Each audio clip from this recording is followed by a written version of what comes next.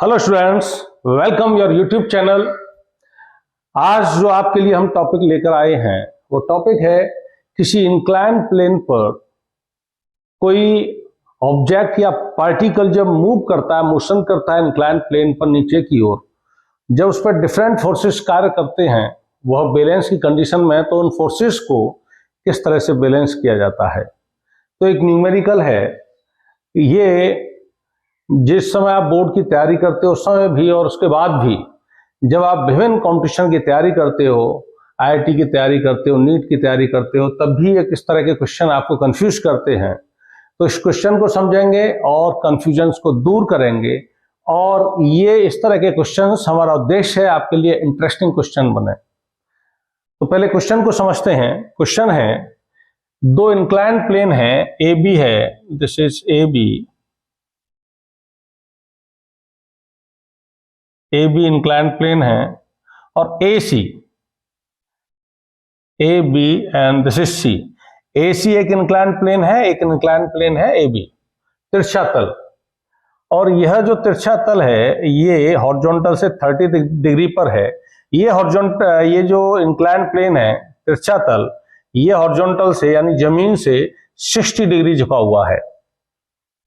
अब एक कोई धागा है और उस धागे में दो पार्टिकल बंधे हुए हैं। उन पार्टिकल्स को दोनों पार्टिकल्स को इस तिरछे प्लेन पर गति करने के लिए छोड़ दिया था, स्वतंत्र है ये गति करने के लिए। तो निश्चित रूप से है तिरछे प्लेन पर ये मोशन करेंगे। और कब तक मोशन करेंगे? जब तक उस धागे की जो लंबाई है अपनी कंप्लीट लंबाई तक वह खिंच नहीं जाता, उसके बाद यह धागा इनको आगे बढ़ने से रोक लेगा। मान लीजिए इस धागे की लंबाई दे रखी है एल लंबाई का यह धागा है। यह जो इंक्लाइन प्लेन है कम झुका हुआ है। ये इंक्लाइन प्लेन जो है कम झुका हुआ है, और यह जो है 60 डिग्री पर है। हॉरिजॉन्टल से बात कर रहे हैं, ये छोटा कोण बना रहा है, ये बड़ा कोण बना रहा है। तो हॉरिजॉन्टल से ये क्या है, इसका ये जो इंक्लाइन प्लेन है अधिक झुका हुआ माना जाएगा। तो इस पर जो पार्टिकल मूव करेगा सेम टाइम में इस पर अधिक गति कर जाएगा और इस पर कम गति कर पाएगा। तो इस इंक्लाइन प्लेन पर वह पार्टिकल क्यू पॉइंट पर आ जाता है, उस पर पी पॉइंट पर आ जाता है। ये दोनों इंक्लाइन प्लेन के बीच का कोण है 90 डिग्री। तो आपको ज्ञात करना है कोण ए पी क्यू, यानी यह जो रोप है, ये जो रस्सी है, धागा है, यह इस इंक्लाइन प्लेन से कोण ए पी क्यू ये कितने अंश का कोण बनाएगा, ये आपको अल्फा आपको ज्ञात करना है। दूसरा आपको ज्ञात करना है कि यह जो रस्सी है इसमें टेंशन कितना आ जाएगा, तनाव बल, टेंशन फोर्स कितना आ जाएगा। तीसरा आपको ज्ञात करना है जो रिएक्शन फोर्स होंगे, परपेंडिकुलर जो रिएक्शन फोर्स होंगे इस इंक्लाइन प्लेन के बाहर की ओर, वह रिएक्शन फोर्स कितना होंगे। तो स्टूडेंट्स, इस तरह के जो भी सवाल आपके लिए होंगे, तो जितने भी फोर्सेस इस पार्टिकल पर लग रहे हैं जो इंक्लाइन प्लेन पर मोशन कर रहा है, सबसे पहली बात उन सभी फोर्सेस को केवल दो डायरेक्शंस में आपको रिजॉल्व करना है। एक डायरेक्शंस आपके लिए जो रहनी है वह इंक्लाइन प्लेन पर, और दूसरी जो डायरेक्शन है वो इंक्लाइन प्लेन के परपेंडिकुलर, लंबवत। आपको केवल इन दो डायरेक्शंस में उन फोर्सेस को रिजॉल्व करना है, उनके कंपोनेंट्स लेने हैं। तो सबसे पहले तो हम ये देखेंगे कि पॉइंट पी पर जो फोर्स इस पार्टिकल पर अप्लाई होगा वो फोर्स क्या होगा। ये जो दोनों पार्टिकल हैं पॉइंट पी और क्यू पर, इनका द्रव्यमान दे रखा है, मास इनका स्मॉल एम है। तो जब कोई भी ऑब्जेक्ट जिसका मास एम है उसके भार के कारण यानी mg के कारण जो अर्थ है, हमारी पृथ्वी है, उस बल से, उसके भार के बराबर बल से mg से अपनी ओर नीचे की ओर उसको अट्रैक्ट करती है। तो इस पर इसके भार के कारण mg जो फोर्स लगेगा वर्टिकली डाउनवर्ड mg फोर्स लगेगा, पृथ्वी के परपेंडिकुलर और पृथ्वी की ओर mg फोर्स कार्य करेगा। ये जो धागा है, ये p पार्टिकल आगे बढ़ना चाहेगा, q भी आगे बढ़ना चाहेगा, तो इसमें धागे में एक तनाव आ जाएगा। और जो तनाव बल होता है धागे का, वो हमेशा उस डायरेक्शन में लगता है जहां पर धागा किसी दृढ़ आधार से बंधा हुआ है या फिक्स है। जैसे ये एम द्रव्यमान का पिंड लटका हुआ है, इस पर भार mg नीचे की ओर लगेगा, जिसके कारण इस धागे पर तनाव बल ऊपर की ओर लगेगा, क्योंकि धागा यहां पर जो है फिक्स्ड है। और जहां T और mg दोनों बैलेंस हो जाएंगे, वहां पर ये m द्रव्यमान जो है इक्विलिब्रियम कंडीशन में होगा। उस कंडीशन में क्या होगा, T = mg। क्योंकि यहां धागा यदि P पॉइंट की बात करें और यदि ये कहीं फिक्स है तो उसकी डायरेक्शन ये आएगी। तो T टेंशन फोर्स इस डायरेक्शन में लगेगा और Q पार्टिकल पर टेंशन फोर्स इस डायरेक्शन में कार्य करेगा। ये जो इंक्लाइंड प्लेन है स्मूथ है और फ्रिक्शनलेस है। स्मूथ इंक्लाइंड प्लेन है, यानी चिकना तिरछा तल है, और इस पार्टिकल के लिए कोई भी फ्रिक्शन फोर्स इस और इस दोनों में से किसी भी तल पर कार्य नहीं कर रहा है। ये क्वेश्चन में दे रखा है। तो mg फोर्स नीचे की ओर कार्य कर रहा है, टेंशन फोर्स इसकी ओर कार्य कर रहा है Q पार्टिकल की ओर। केवल अभी हम Q पार्टिकल के बारे में बात कर रहे हैं। तो अभी हमने क्या बताया था, जितने भी फोर्सेस आपको दे रखे हैं उनको केवल दो डायरेक्शन में, एक तो इंक्लाइंड प्लेन है उसकी डायरेक्शन में, और दूसरा उससे परपेंडिकुलर उसके लंबवत डायरेक्शन में आपको रिजॉल्व कर लेने हैं ये जो फोर्सेस हैं वेक्टर क्वांटिटी को। जब दो डायरेक्शन में वियोजित करेंगे तो उसके लिए आपको बताया 11th में आपने पढ़ा है, अब भूल गए होंगे क्या बात है 11th की, कोई बात नहीं, आपको फिर से बता देते हैं। जब किसी फिजिकल वेक्टर क्वांटिटी को एक्स एक्सिस और वाई एक्सिस में आप रिजॉल्व करते हो तो जिस एक्सिस से कोण दे रखा होता है, एंगल दे रखा होता है, उस पर वह फिजिकल वेक्टर क्वांटिटी रिजॉल्व होकर कॉस के साथ आती है यू कॉस थीटा, और उसकी दूसरी परपेंडिकुलर डायरेक्शन में साइन के साथ आती है यू साइन थीटा। अब ये मत कहना यहां एक्स एक्सिस और वाई एक्सिस बनाई जाए, ऐसा नहीं है, यह आवश्यक नहीं है। लेकिन आवश्यक यह है कि जिस फिजिकल वेक्टर क्वांटिटी को आप दो डायरेक्शन में वियोजित कर रहे हो वे दोनों डायरेक्शन एक दूसरे से परपेंडिकुलर हो। ये जरूरी नहीं है कि हॉरिजॉन्टल और वर्टिकल ही हो, लेकिन यह आवश्यक है कि वे दोनों डायरेक्शंस जिस पर आप फिजिकल क्वांटिटी का कंपोनेंट रिजॉल्व कर रहे हो वे दोनों डायरेक्शन एक दूसरे से परपेंडिकुलर हो। तो परपेंडिकुलर डायरेक्शन एक तो आप इंक्लाइंड प्लेन ले रहे हो और इसके एक परपेंडिकुलर ले रहे हो, तो दोनों डायरेक्शंस आपको मिल जाएंगी। तो mg को हम इस इंक्लाइंड प्लेन के परपेंडिकुलर, एक हमने ये साइड ले ली, इसमें रिजॉल्व करना है mg को, और एक इंक्लाइंड प्लेन की डायरेक्शन में, क्योंकि mg नीचे की ओर है तो ये इसे दो डायरेक्शन में जब रिजॉल्व करोगे तो एक ये डायरेक्शन आएगी इंक्लाइंड प्लेन पर, और इंक्लाइंड प्लेन के परपेंडिकुलर ये डायरेक्शन आएगी, ये वाली डायरेक्शन नहीं आएगी, और इंक्लाइंड प्लेन की ये वाली डायरेक्शन नहीं आएगी, वो t के लिए आएगी क्योंकि t इस साइड में है। अब mg किसी भी फिजिकल वेक्टर क्वांटिटी को जब दो परपेंडिकुलर डायरेक्शन में आप रिजॉल्व करते हो तो आवश्यक है किसी भी एक डायरेक्शन से उस फिजिकल क्वांटिटी का आपको एंगल, फिजिकल वेक्टर क्वांटिटी का आपको एंगल ज्ञात होना चाहिए। या तो इस डायरेक्शन से mg का जो एंगल है हमें पता चल जाए, या ये जो इंक्लाइंड प्लेन की डायरेक्शन है इससे हमें mg का एंगल पता चल जाए।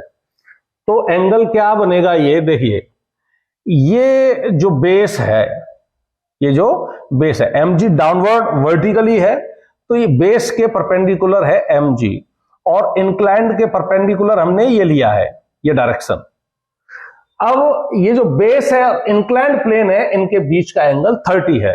अब जब इन दोनों को आप 90 घुमा दोगे, देखिए ये घूम के 90 mg हो गया और ये से 90 घुमाया तो ये डायरेक्शन आपको प्राप्त हो गई। जब इस एंगल को यानी दोनों साइड को 90 आप घुमा रहे हो तो इनके बीच बनने वाला जो एंगल है वो जितना है उतना ही रहेगा, यानी 30 डिग्री है।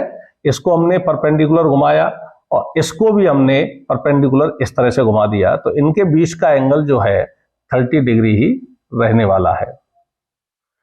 अब mg को हम जब इस डायरेक्शन में रिजॉल्व करेंगे तो इसका कंपोनेंट आएगा यहां पर ये mg cos 30, यानी जिस साइड से एंगल दे रखा होता है उसका कंपोनेंट cos के साथ आता है, और दूसरी डायरेक्शन में आ जाएगा mg sin 30। इसी तरह से टेंशन जो फोर्स है इसको रिजॉल्व कर लेंगे। टेंशन की जो डायरेक्शन है इंक्लाइंड प्लेन से दे रखी है, तो इंक्लाइंड प्लेन पे टेंशन का जो कंपोनेंट आएगा cos के साथ आ जाएगा t cos अल्फा, और इंक्लाइंड प्लेन से ये परपेंडिकुलर है, इस पर t का जो कंपोनेंट आएगा वो साइन के साथ आ जाएगा t sin अल्फा, ये आ गया।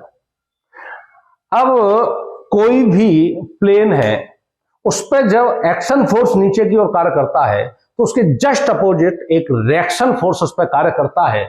तो ये दोनों जो फिजिकल वेक्टर क्वांटिटी है यानी दोनों फोर्सेज हैं रिजॉल्व होकर इसके इंक्लाइंड प्लेन के परपेंडिकुलर नीचे की ओर ये दोनों फोर्स आ गए mg cos 30 और t sin अल्फा, ये वाले ये इसमें है, ठीक है ना। mg को आप इधर यहां लिख देता हूं mg, तो ये दोनों फोर्स आ गए ये वाले mg cos 30 and this is t sin alpha. अब इनके जस्ट अपोजिट इस इंक्लाइंड प्लेन पर रिएक्शन फोर्स कार्य करेगा, मान लीजिए वो है R1।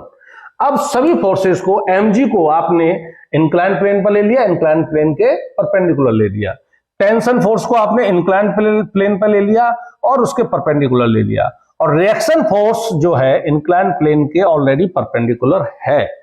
तो आपके ये जो तीनों फोर्सेस हैं इंक्लाइंड प्लेन पर और इंक्लाइंड प्लेन के परपेंडिकुलर आपको प्राप्त हो चुके हैं, और पी पॉइंट पर आकर ये जो पार्टिकल है बैलेंस कंडीशन में है।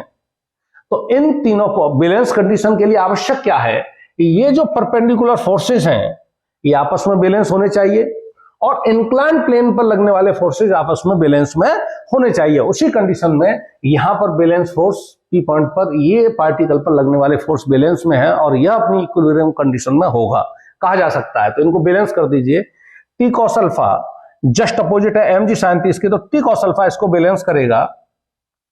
इक्वेशन फर्स्ट बन जाता है T cos alpha is equal to mg sin 30, equation first, ये इंक्लाइंड प्लेन पर। और R1 किसके जस्ट अपोजिट है mg cos 30 और t sin अल्फा के। तो mg cos 30 दोनों की ये जो दोनों वेक्टर क्वांटिटी है दोनों की डायरेक्शन एक है, ये दोनों जुड़ जाएंगे। ये दोनों जुड़कर इस रिएक्शन फोर्स को या ये कहें ये रिएक्शन फोर्स इन दोनों को बैलेंस करेगा। यहां से R1 is equal to mg cos 30 plus t sin alpha, equation second. अब P पॉइंट पर जो पार्टिकल था उससे आपको दो इक्वेशन प्राप्त हो गए। अब Q पॉइंट की बात करते हैं। Q पॉइंट पर इसके द्रव्यमान के कारण एक mg फोर्स वर्टिकली डाउनवर्ड नीचे की ओर कार्य करेगा, mg फोर्स। और mg को हम इंक्लाइंड प्लेन पर और इंक्लाइंड प्लेन के क्या करेंगे परपेंडिकुलर, इसको हमें रिजॉल्व करना है। अब सेम वही कंडीशन, ये mg जो है बेस के परपेंडिकुलर है और इंक्लाइंड प्लेन के परपेंडिकुलर ये डायरेक्शन आपको मिल रही है। बेस और इंक्लाइंड प्लेन के बीच बनने वाला कोण था 60। जब इन दोनों को आप 90 पर घुमा देंगे तो इनके बीच बनने वाला कोण जो 60 है वो एज इट इज रहेगा। तो ये एंगल हो गया आपका 60। अब कोई रेखा है उससे परपेंडिकुलर कोई भी दो लाइन खींच दोगे आप तो वो क्या हो जाती हैं, एक दूसरे के पैरेलल हो जाती हैं। तो आप यहां देखेंगे ये इंक्लाइंड प्लेन है, इंक्लाइंड प्लेन पर या ये कहें ये इंक्लाइंड प्लेन है, इंक्लाइंड प्लेन के ये परपेंडिकुलर है, ये प्लेन बता रखा है 90 डिग्री है। इंक्लाइंड प्लेन के परपेंडिकुलर ये हमने अंदर की ओर ये रेखा ली है जिस पर हमें mg और t को रिजॉल्व करना है। तो ये रेखा और ये वाला इंक्लाइंड प्लेन क्या हो जाएंगे, ये पैरेलल हो जाएंगे दोनों आपस में। और दो पैरेलल लाइंस को जब एक ट्रांसवर्सल लाइन यानी तिर्यक रेखा काटती है तो ये अल्फा और ये अल्फा क्या कहलाते हैं, एकांतर कोण यानी अल्टरनेट एंगल कहलाते हैं। तो यह भी अल्फा हो जाएगा। और अब इजीली आप t को और mg को दो डायरेक्शन में, इंक्लाइंड प्लेन वाली डायरेक्शन में और उसके परपेंडिकुलर रिजॉल्व कर सकते हो। mg का जो एंगल 60 दे रखा है वो इस डायरेक्शन से दे रखा है, तो mg यहां पर जो आएगा mg cos 60 आएगा और इंक्लाइंड प्लेन पर किसके साथ आ जाएगा, साइन के साथ आ जाएगा, mg sin 30। अब जो टेंशन फोर्स है स्टूडेंट, इसको आपको दो डायरेक्शन में रिजॉल्व करना है। तो टेंशन फोर्स इस डायरेक्शन में है तो इंक्लाइंड प्लेन पर टेंशन की ये डायरेक्शन आ जाएगी और इंक्लाइंड प्लेन के परपेंडिकुलर टेंशन फोर्स इस डायरेक्शन में आ जाएगा। स्टूडेंट टेंशन फोर्स की जो डायरेक्शन है यहां इस साइड से दे रखी है, तो टेंशन फोर्स इस साइड पर रिजॉल्व होकर किसके साथ आएगा, कॉस के साथ आएगा। टी कॉस अल्फा, ये दोनों। और इंक्लाइंड प्लेन पर टी जो है रिजॉल्व होकर किसके साथ आएगा, टी साइन अल्फा, साइन के साथ आएगा। अब ये इंक्लाइंड प्लेन के परपेंडिकुलर अंदर की ओर जो कार्य कर रहा है, इन दोनों फोर्सेस का एक्शन फोर्स कार्य कर रहा है, जिसका एक रिएक्शन फोर्स हमें प्राप्त होगा, ये R2। R2 रिएक्शन फोर्स किसको बैलेंस करेगा, टी कॉस अल्फा और mg cos 60 को।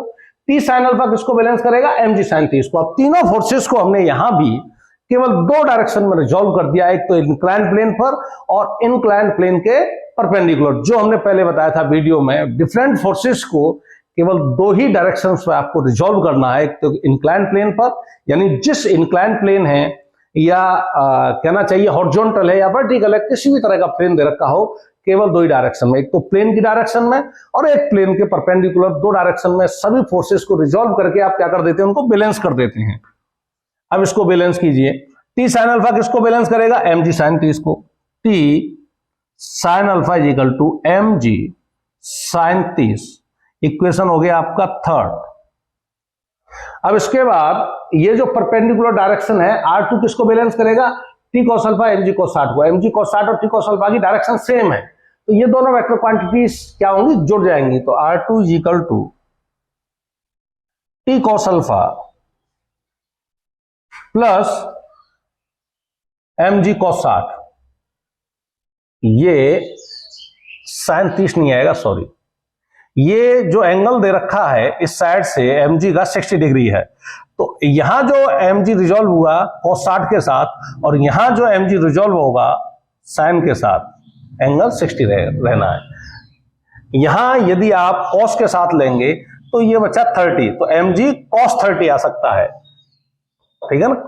यहां sin 30 नहीं आएगा, ये जो एंगल है ना, ये 30 बचेगा, तो इस इंक्लाइंड प्लेन से आपको एंगल मिल जाएगा, तो इंक्लाइंड प्लेन पर रिजॉल्व होकर आएगा cos 30 के साथ। जैसे बताया था, जिस प्लेन से एंगल दे रखा है उस पर रिजॉल्व होकर किसके साथ आता है, cos के साथ आता है। चलिए छोड़िए, ये mg cos 60 आ गया, यहाँ पर ये आ गया mg sin 60, ठीक है ना। जिस डायरेक्शन से दे रखा है एंगल उस पर cos के साथ और उसकी परपेंडिकुलर डायरेक्शन पर sin के साथ आ गया। तो R2 इज इक्वल टू आया ये T sine alpha is equal to mg sin 60।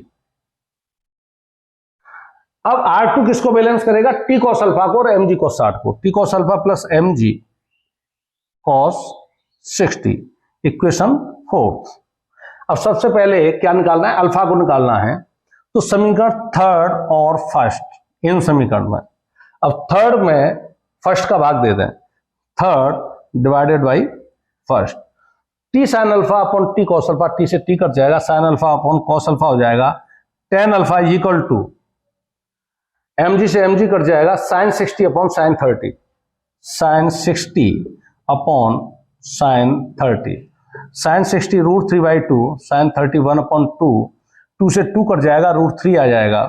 तो यहां से tan alpha is equal to आया √3, टेन 60 की वैल्यू होती है, tan 60, alpha is equal to 60 degree. यानी यह जो रोप थी, ये जो धागा था ये वाला, ये इस इंक्लाइंड प्लेन से ये जो एंगल बना रहा है 60 डिग्री का बना रहा है। अल्फा आपको प्राप्त हो गया। अब सेकंड कंडीशन क्या निकालना है आपको, टेंशन फोर्स निकालना है। तो अल्फा की वैल्यू किसी में समीकरण एक में रख दें, इक्वेशन फर्स्ट में रख दो या थर्ड में रख दो, आपको टी प्राप्त हो जाएगा। देखिए टी कॉस अल्फा, यानी कॉस अल्फा क्या आया है 60, is equal to mg sin 30, mg sin 30। sin 30 की जो वैल्यू होती है वो cos 60 के बराबर होती है, ये आपको इजीली पता है। cos 60 sin 30, 1/2 1/2 आएगा, ये कट जाएगा, तो टेंशन जो आपका निकल के आया T is equal to mg, ये टेंशन आपको प्राप्त हो गया। अब रिएक्शन फोर्स R1 और R2 प्राप्त करनी है आपको, इसे मिटा देते हैं। अभी आपको केवल तीन फोर्सेस इस पर कार्य कर रहे थे, उनको रिजॉल्व किया गया है। इस डायग्राम में भी एक फोर्स और ऐड करेंगे, वो फोर्स होगा वैद्युत बल। चलिए इसको और कंप्लीट करते हैं। R1 की वैल्यू निकाल देते हैं। R1 इज इक्वल टू, यहां दे रखा है mg cos 30 plus T sine alpha, mg cos 30 plus T sine alpha क्या है 60, तो R1 इज इक्वल टू आ जाएगा mg cos 30 की वैल्यू रख दीजिए √3/2 plus t is equal to क्या आया था mg, t is equal to mg आया है, t की वैल्यू यहां mg रख दीजिए और साइन 60 की √3/2, तो R1 is equal to mg √3/2 और mg √3/2 क्या हो जाएगा 2mg √3/2 और 2 से 2 कट जाएगा √3mg। ये रिएक्शन फोर्स इस पार्टिकल पर इस इंक्लाइंड प्लेन के परपेंडिकुलर कार्य करेगा। एंगल आपने निकाल लिया, टेंशन फोर्स आपने निकाल लिया, दोनों के लिए टेंशन फोर्स बराबर रहने हैं। R1 आपने निकाल लिया, यहां पर जो रिएक्शन फोर्स इसके परपेंडिकुलर इंक्लाइंड प्लेन के इस पार्टिकल पर कार्य करेगा। अब R2 निकालने के लिए इक्वेशन ले लीजिए fourth, R2 is equal to T cos alpha, T cos alpha की वैल्यू क्या है 60, T cos 60 plus mg cos 60, mg cos 60, R2 is equal to T किसके बराबर आया mg के बराबर आया tension force, mg cos 60 1/2 plus mg 1/2, R2 कितना आ गया mg।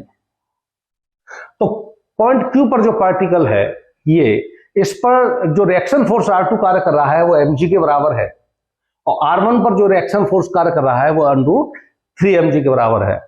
इस तरह से केवल आपको डायग्राम समझना होता है, इक्वेशन तो आप सॉल्व इजीली कर सकते हो। डायग्राम यदि आपने कंप्लीट कर लिया, यानी सही तरह से जो डिफरेंट फोर्सेस हैं उनको आपने रिजॉल्व कर लिया है केवल 2 डायरेक्शन में, किसमें, इंक्लाइंड प्लेन की डायरेक्शन में और उसके परपेंडिकुलर डायरेक्शन में, और उनको बैलेंस कर देते हैं, इक्वेशन आपको मिल जाते हैं, उनको सॉल्व कर लेते हैं। तो टेंशन फोर्स पूछा जाए या कोई एंगल पूछा जाए, रिएक्शन फोर्स पूछा जाए, जो भी चीज पूछी जाती है फिजिकल क्वांटिटी, उसको इजीली आप निकाल सकते हैं। अब इसको थोड़ा सा और आगे बढ़ाते हैं, इस क्वेश्चन को मिटा देते हैं इसको। अब इसमें ये जो पार्टिकल हैं ये चार्ज पार्टिकल हैं। कैसे पार्टिकल हैं? चार्ज पार्टिकल हैं, और जिस धागे से ये बंधे हुए हैं, ये point P and this is point Q, जिस धागे से ये बंधे हुए हैं ये रोप जो है इंसुलेटिंग मटेरियल की बनी हुई है, जिससे कि इनके चार्जेज आपस में ट्रांसफर न हो सकें। अब यहां पर जो फोर्सेज हैं ये तो एज इट इज फोर्सेज कार्य करेंगे, इस पर एक एक्स्ट्रा फोर्स और लगेगा जब कोई भी चार्जेज होते हैं, यदि सेम नेचर के हैं। कूलाम्स लॉ आपका 12.1 जो हमने वीडियो बनाया है कूलाम्स लॉ के बारे में, उसको देख सकते हैं। और ना भी यदि आप देख पाए हैं तो छोटा सा कॉन्सेप्ट है, यदि सेम नेचर के चार्जेस हैं प्लस प्लस माइनस माइनस, तो इनके बीच कार्य करने वाला जो बल है रिपल्सिव फोर्स होता है, प्लस इसको रिपल करेगा, ये प्लस इसको रिपल करेगा सेम फोर्सेस से। ये नेगेटिव इस नेगेटिव को रिपल करेगा, ये नेगेटिव इस नेगेटिव पे रिपल्सिव फोर्स लगाएगा। यदि अपोजिट नेचर के चार्जेस होते हैं प्लस और नेगेटिव, तो अट्रैक्ट करते हैं, ये प्लस इसको अट्रैक्ट करेगा और ये नेगेटिव इस पॉजिटिव को अट्रैक्ट करेगा। और ये लगने वाला जो फोर्स होता है F = 1/4πε0 Q1 Q2 R², ये फोर्स होता है, ये कांस्टेंट है जिसकी वैल्यू होती है 9 × 10⁹ Q1 Q2 चार्जेस की वैल्यूज हैं, और R उन चार्जेस के पॉइंट चार्जेस की वैल्यूज हैं, और R उनके बीच की डिस्टेंस है। तो अब ये चार्ज पार्टिकल हैं, तो देखिए वो तो सेम कर देता हूं मैं अभी, mg नीचे की ओर कार्य करेगा, टेंशन फोर्स इन दोनों रस्सियों पर, Q के लिए टेंशन फोर्स इस तरफ लगेगा और P के लिए टेंशन फोर्स इस तरफ लगेगा। mg को जो हमने रिजॉल्व किया 2 डायरेक्शन में, एक तो इंक्लाइंड प्लेन की डायरेक्शन में ये, और इंक्लाइंड प्लेन से परपेंडिकुलर, ये जो 30 एंगल है वो mg और इसके बीच बनने वाला एंगल होगा, क्योंकि यह mg इस बेस के परपेंडिकुलर है और यह साइड इस इंक्लाइंड प्लेन के परपेंडिकुलर है, यानी इससे 90 डिग्री पर और इससे 90 डिग्री पर। यह मान के चला जा सकता है कि इन दोनों साइडों को 90 डिग्री घुमा दो, या 60 डिग्री घुमा दो, या 100 डिग्री घुमा दो, यानी इन दोनों साइड को एक साथ कितना भी एंगल यदि घुमा दिया जाए एक साथ एक ही डायरेक्शन में, तो इनके बीच बनने वाला कोण परिवर्तित नहीं होगा। तो ये 30 है, ये 30 हो जाएगा। mg का जो कंपोनेंट यहां रिजॉल्व होकर आएगा mg cos 30 के साथ, और यहां आएगा mg sin 30 के साथ। t जो रिजॉल्व होकर आएगा ये एंगल है अल्फा, ये आपको ज्ञात करना है कितना होगा। t इस इंक्लाइंड प्लेन पर रिजॉल्व होकर आएगा t cos अल्फा के साथ, और इससे परपेंडिकुलर डायरेक्शन में यहां पर रिजॉल्व होकर आएगा t sin अल्फा के साथ। अब इस पर जो एक्स्ट्रा इनका एक रिएक्शन फोर्स कार्य करेगा इन दोनों का, ये R1 इनके जस्ट अपोजिट होगा। और यह जो टेंशन फोर्स है, मान लीजिए दो धागे हैं, ये बंधे हुए हैं एक दूसरे से, अब इन सेम नेचर के चार्जेस हैं, प्लस इस पर ये वैद्युत बल अप्लाई करेगा रिपल्सिव फोर्स F, ये प्लस इस पर रिपल्सिव फोर्स अप्लाई करेगा इस तरह से F, और इसके कारण इस धागे में टेंशन फोर्स आएगा T इस तरह से। तो टेंशन फोर्स की जस्ट अपोजिट डायरेक्शन में कार्य करेगा F फोर्स। F फोर्स कार्य करेगा तो यहां ये देख सकते हैं, देखिए ये लाइन सीधी है और उसके बाद ये लाइन सीधी है। दो तिर्यक रेखाएं ट्रांसवर्सल लाइन जब एक दूसरे को काटती हैं तो उनके अपोजिट एंगल आपस में बराबर होते हैं। तो ये एक सीधी लाइन है और ये सीधी लाइन है, ये दोनों के बीच बनने वाला कोण एंगल अल्फा है, तो ये सीधी लाइन और ये सीधी लाइन के बीच बनने वाला कोण ये अल्फा रहेगा, ये अल्फा। अब ये जो फोर्स है इसको दो डायरेक्शन में, एक तो इंक्लाइंड प्लेन की डायरेक्शन और इंक्लाइंड प्लेन के परपेंडिकुलर, ये ऊपर वाली डायरेक्शन रिएक्शन फोर्स वाली डायरेक्शन में इसको रिजॉल्व कर लेते हैं। क्योंकि इंक्लाइंड प्लेन से एफ की डायरेक्शन दे रखी है तो इंक्लाइंड प्लेन पर ये रिजॉल्व होकर किसके साथ आएगा, कॉस के साथ, एफ कॉस अल्फा, और रिएक्शन फोर्स की डायरेक्शन में आएगा ये साइन के साथ।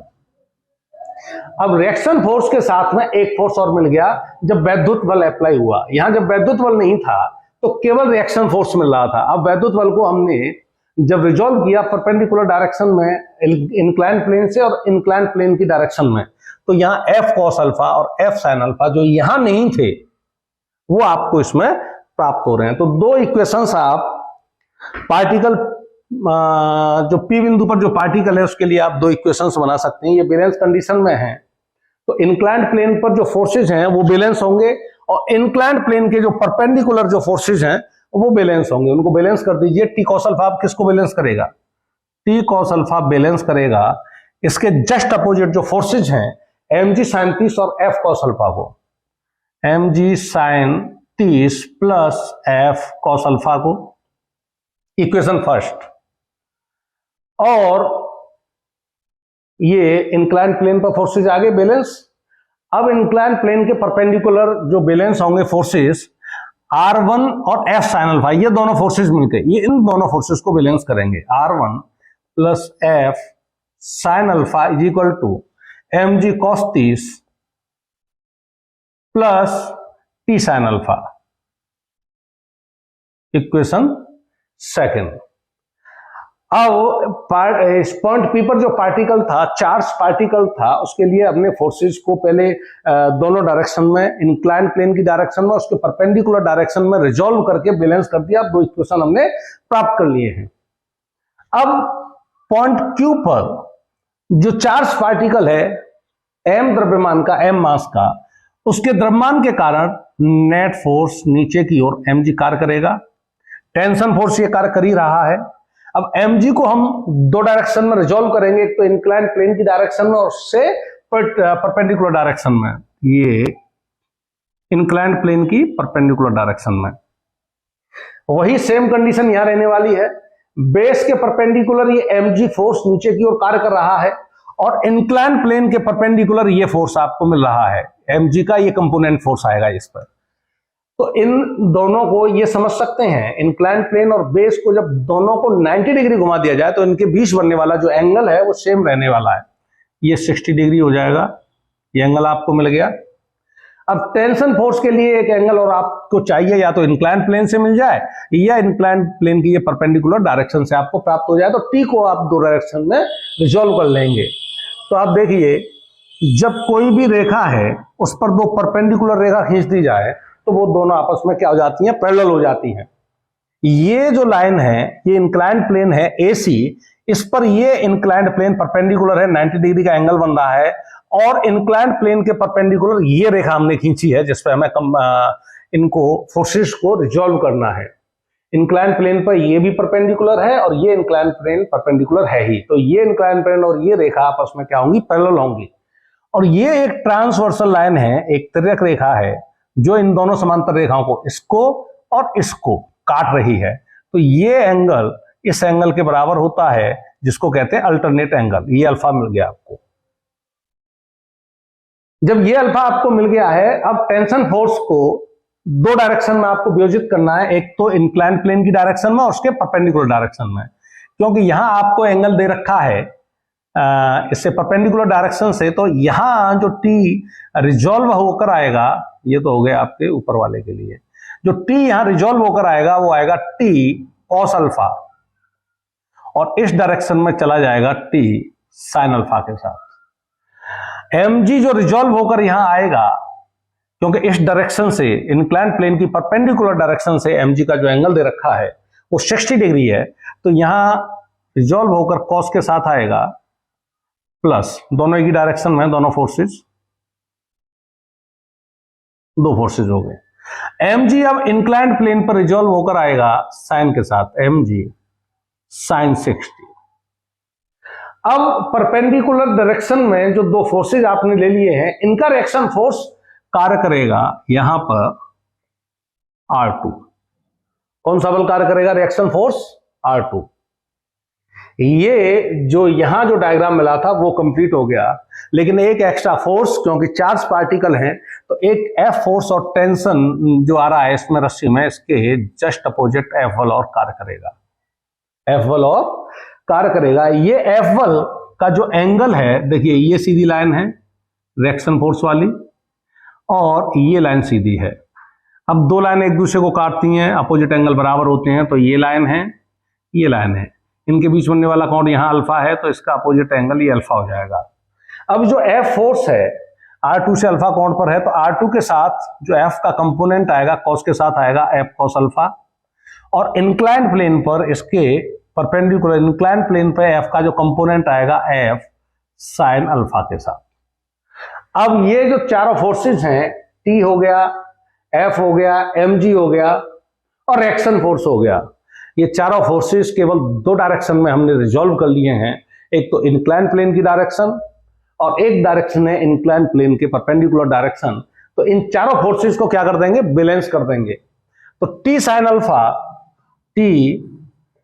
अल्फा किसे बैलेंस करेगा? अब इधर लगने वाले जो दो फोर्स हैं mg साइन 60 और f साइन अल्फा, इनकी डायरेक्शन सेम है, ये दोनों फोर्सेस जो जुड़ जाएंगे और इनको बैलेंस करेगा टी साइन अल्फा। तो T sine alpha equal to हो जाएगा mg sine 60 plus f sine alpha.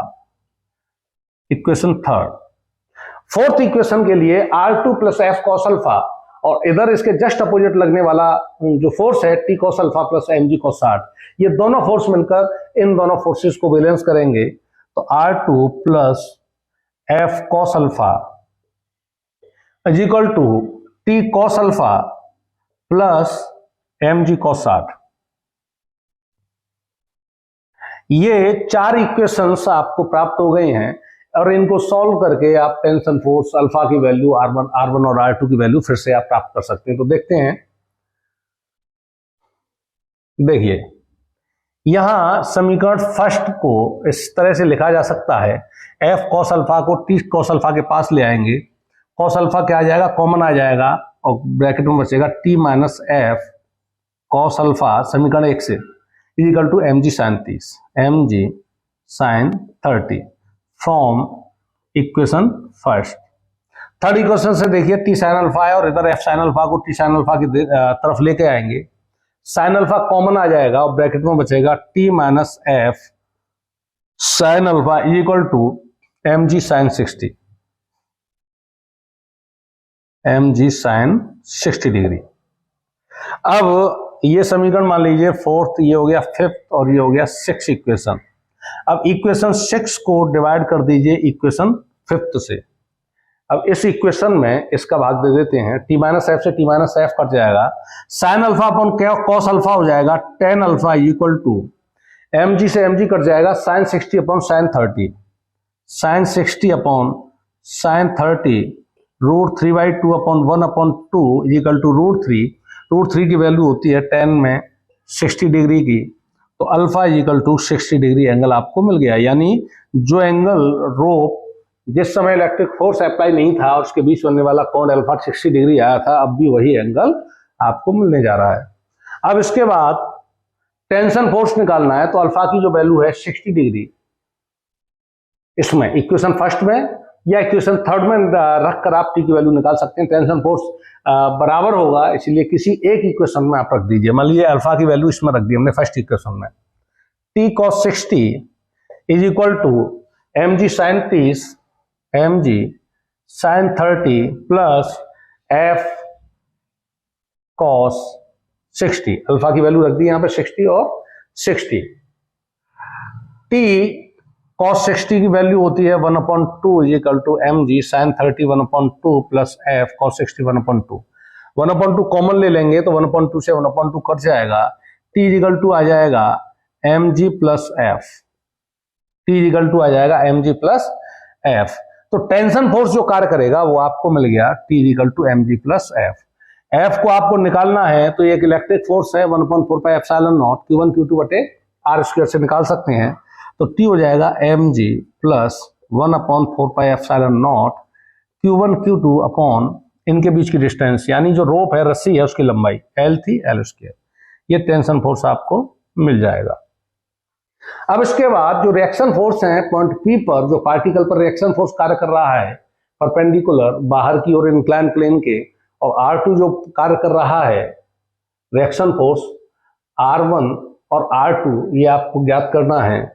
तो इसमें इक्वेशन फर्स्ट में अल्फा की वैल्यू रख देते हैं, सेकंड में r plus F sine 60 is equal to mg cos 30 plus t sine 60। Alpha की वैल्यू इक्वेशन सेकंड में 60 एंड दिस इज 60 आल्सो। ठीक, R1 इज इक्वल टू, अब f साइन 60 को इधर लेकर जाएंगे तो ये तो है ही mg cos 30 plus t sine 60 minus के f साइन 60, साइन 60 कॉमन आ जाएगा तो इसमें आएगा t minus f sine 60 degree. अब यहां से t माइनस f यदि आपको निकालना है, t माइनस f बराबर हो जाएगा mg। जो t की वैल्यू हमने टेंशन फोर्स निकाला था t equal to mg plus s, यहां से हमने t माइनस f की वैल्यू निकाल ली, t minus f equal to हो जाएगा mg। तो R1 जो रिएक्शन फोर्स है mg cos 30 की वैल्यू होती है √3/2 प्लस t माइनस f किसके बराबर हो गया mg, साइन 60 की वैल्यू भी √3/2 होती है। तो R1 जो रिएक्शन फोर्स आएगा इन दोनों को जोड़ देंगे तो कितना हो जाएगा mg √3/2 प्लस mg √3/2 हो जाएगा 2mg √3/2, 2 से 2 कट जाएगा तो √3mg। ये जो फर्स्ट पार्टिकल है पॉइंट P पर है उसके लिए रिएक्शन फोर्स आपको प्राप्त हो जाता है। R2 रिएक्शन फोर्स आपको ज्ञात करना है, तो R2 के लिए यहां इस इक्वेशन में यानी फोर्थ इक्वेशन में आप अल्फा की वैल्यू को पुट कर देंगे, R2 plus f cos 60 equal to t cos 60 plus mg cos 60। तो R2 is equal to cos 60 को इधर लेके जाएंगे, इस पद को, इस टर्म को f cos 60 को, तो यहां cos 60 दोनों में कॉमन आएगा तो ये हो जाएगा t minus f cos 60 plus mg cos 60। R2 is equal to t minus f की वैल्यू आप निकाल चुके हो mg cos 60 plus mg cos 60। cos 60 की वैल्यू 1/2 होती है, तो mg into 1/2 plus mg into 1/2 mg।